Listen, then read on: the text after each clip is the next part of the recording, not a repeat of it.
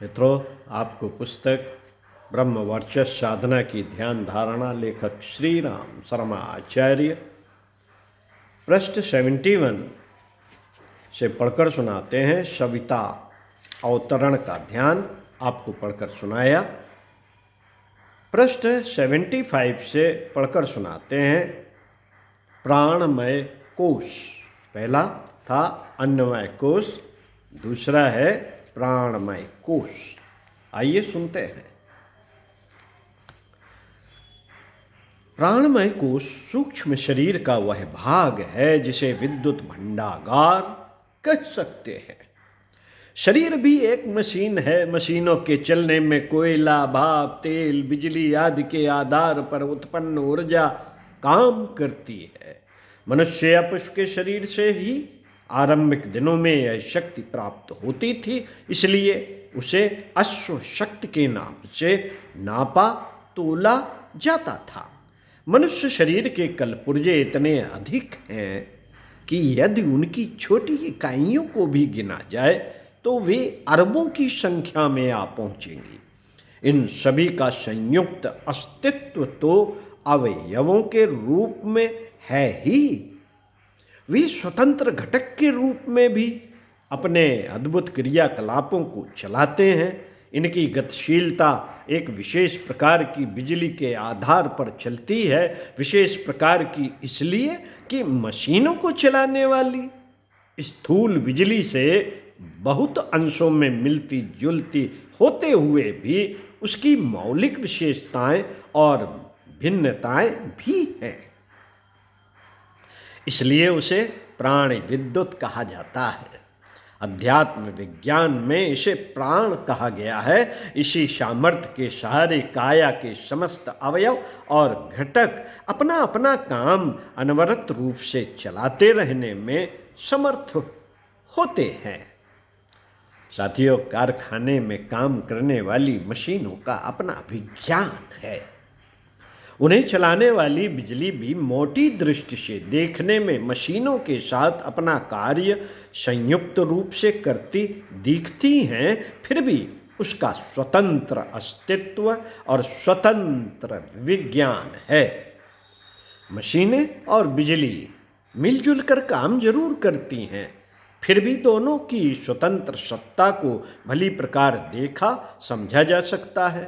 प्राण विद्युत के सहारे शरीर की समस्त इकाइयाँ काम करती हैं, इसलिए उसे काय सत्ता में घुला मिला समझा जा सकता है। इतने पर भी यह प्राण विद्युत अपने आप में एक विशिष्ट क्षमता ही कही जाएगी।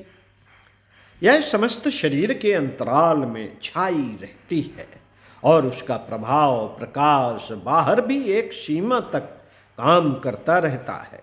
पृथ्वी की आकर्षण शक्ति उसके भीतर भी काम करती है और बहुत दूर तक उससे बाहर भी फैली रहती है। ग्रह नक्षत्र परस्पर इसी आकर्षण शक्ति से बंधे रहते हैं और अनेक प्रकार के महत्वपूर्ण आदान प्रदान उसी के आधार पर चलते रहते हैं। इस प्रकार प्राण विद्युत का कार्य क्षेत्र शरीर के भीतर ही नहीं बाहर भी है। शरीर के अंतर और बाह्य क्षेत्र में फैली हुई इस जैव विद्युत की परिधि को प्राणमय कोश कहा जाता है। मस्तिष्क की यह संरचना का जिन्हें ज्ञान है वे जानते हैं कि समस्त शरीर में मकड़ी के जाले की तरह फैले हुए ज्ञान तंतुओं का संबंध मस्तिष्क से जुड़ा रहता है और वे टेलीफोन के तारों की तरह संचार का कार्य करते हैं। शरीर में कहीं कुछ हलचल हो, उसकी सूचना मस्तिष्क तक पहुंचती है और स्थिति के अनुरूप जो कुछ करना है उसका निर्णय विभिन्न अवयवों को भेजा जाता है।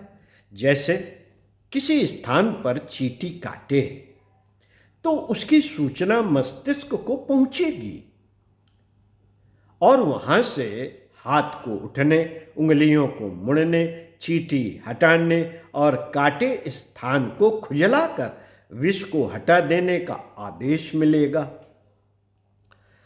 यह सब कुछ थोड़े से सेकंडों में ही हो जाता है। यह कार्य को संपन्न करने में ज्ञान तंतुओं से लेकर मस्तिष्क तंत्र तक को शक्ति लगानी पड़ती है। यह संव्याप्त प्राण विद्युत की होती है।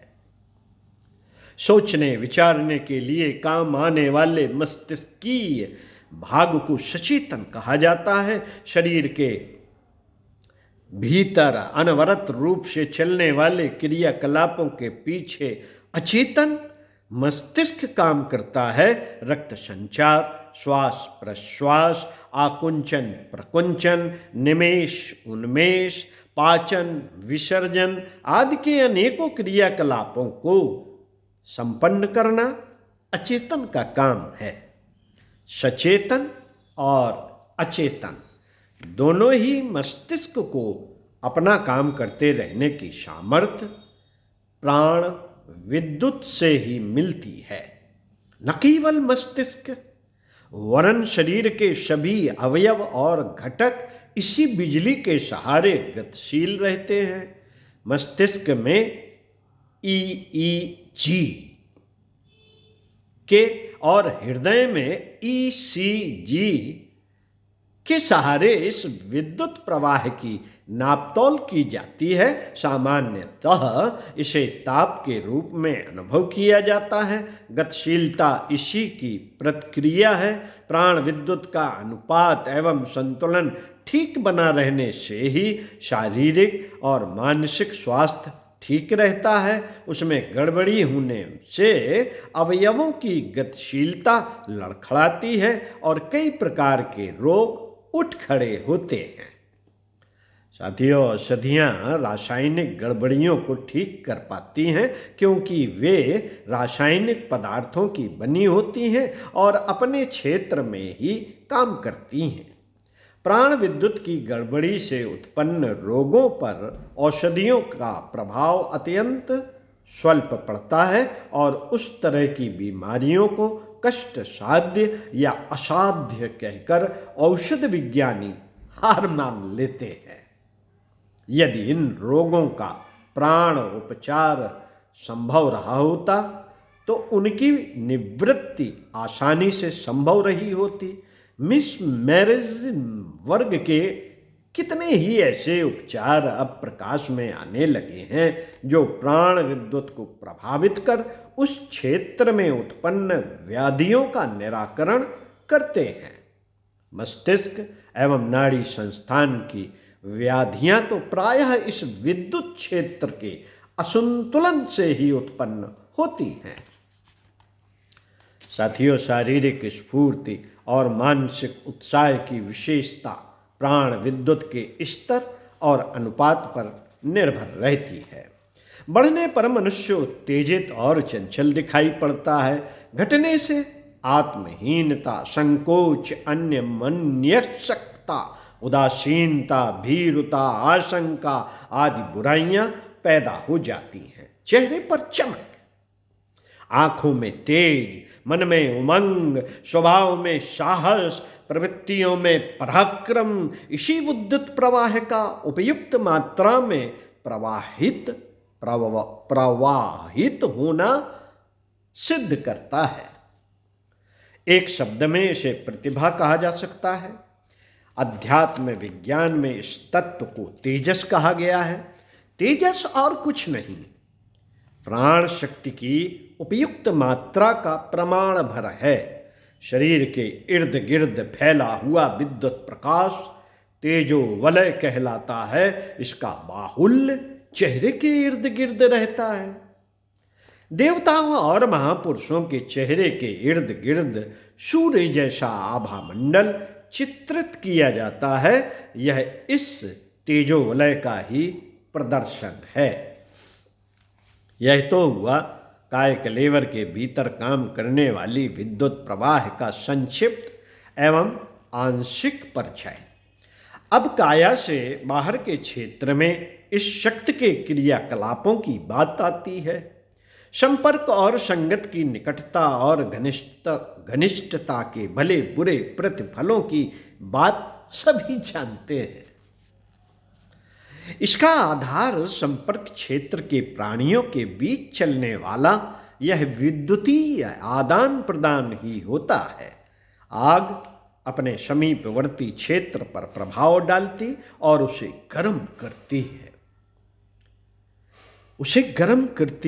मनुष्य को प्राण, मनुष्य की प्राण विद्युत व्यक्ति की प्रखरता के अनुरूप एक छोटे या बड़े क्षेत्र में फैली रहती है और उस वातावरण के संपर्क में आने वाले लोग किसी न किसी प्रकार प्रभावित होते हैं। प्रतिभाशाली लोग प्रभावशाली भी होते हैं। वे दूसरों पर अपने व्यक्तित्व की छाप छोड़ते हैं। ऋषियों के आश्रमों में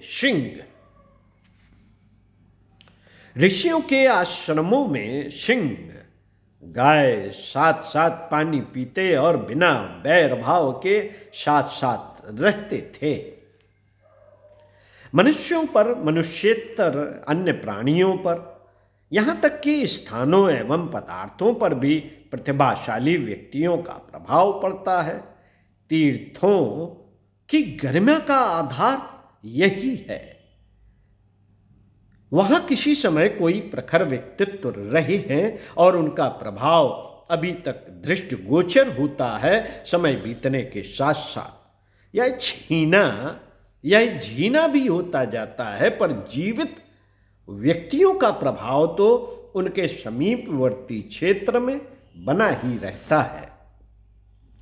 वैश्याओं का कामुक आकर्षण, आतताइयों का आतंक,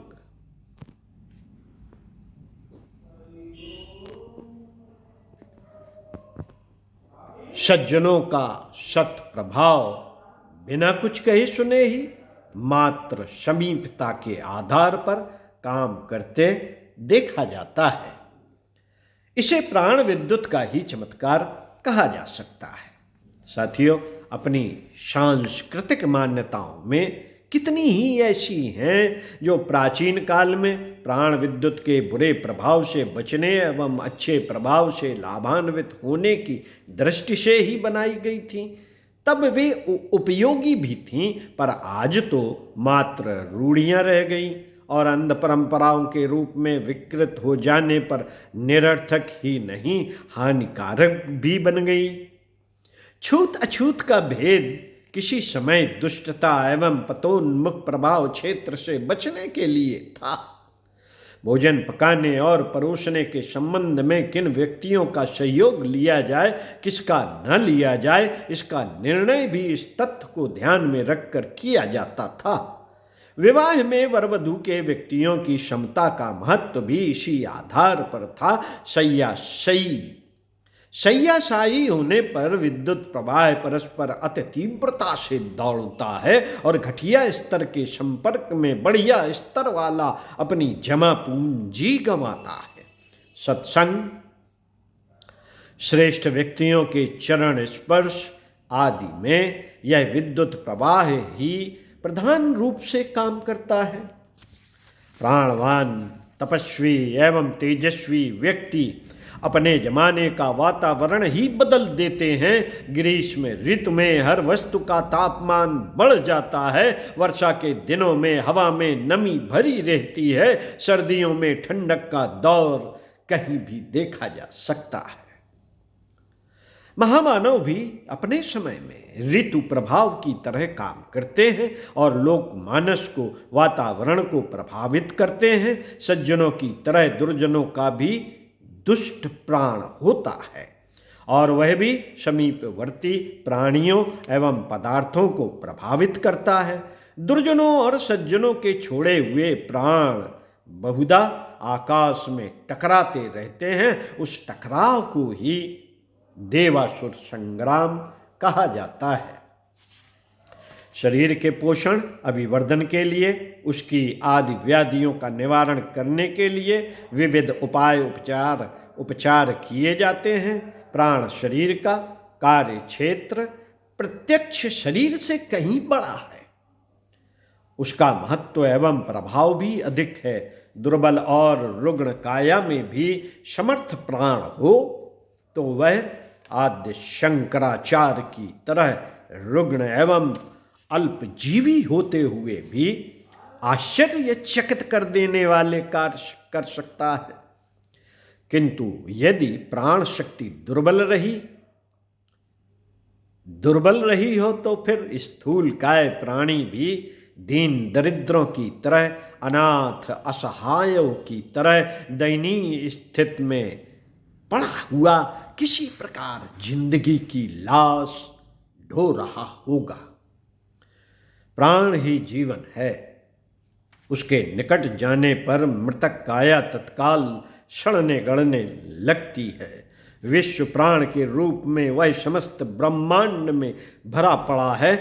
इसमें से अपनी पात्रता के अनुरूप जितना अभीष्ट हो उतना अपने लिए उपलब्ध कर सकते हैं।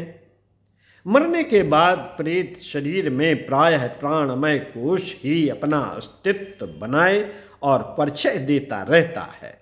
प्राणमय कोश को महाप्राण का भंडागार बना देने की, प्राण विद्युत के चमत्कारी सत्परिणाम प्राप्त करने की विद्या को प्राण विद्या कहते हैं। कठोपनिषद में यम ने जिज्ञासु नचिकेता को प्राणाग्नि विद्या का प्रशिक्षण दिया और उसे धन्य बनाया था। यही प्राणमय कोश की साधना योग शास्त्र का महत्वपूर्ण अंग है। प्राण योग के विभिन्न उपचारों से इसी की सिद्धि का प्रयास किया जाता है। ब्रह्म वर्चस्व साधना में प्राणमय कोश की ध्यान धारणा से इसी दिशा में आशाजनक प्रकृति कर सकने का पथ प्रशस्त होता है। ध्यान करें, शरीर में एक दिव्य विद्युत संचार व्यवस्था है। प्राण विद्युत का हर छोटी छोटी इकाई में प्रवाह होता रहता है। शरीर भर में अगणित चमकीले प्रवाह अनुभव करें। इन प्रवाहों का शरीरस्थ केंद्र मूलाधार चक्र, वहाँ दिव्य प्राण की स्वप्रकाशित भंवर की गति के साथ उससे छूटती फैलती प्राण धाराएं सारे संस्थान में फैलती हुई परिलक्षित होती हैं। ओम शांति। इसी के साथ आपको पढ़कर सुनाएंगे अगले वीडियो में सविता अवतरण का ध्यान।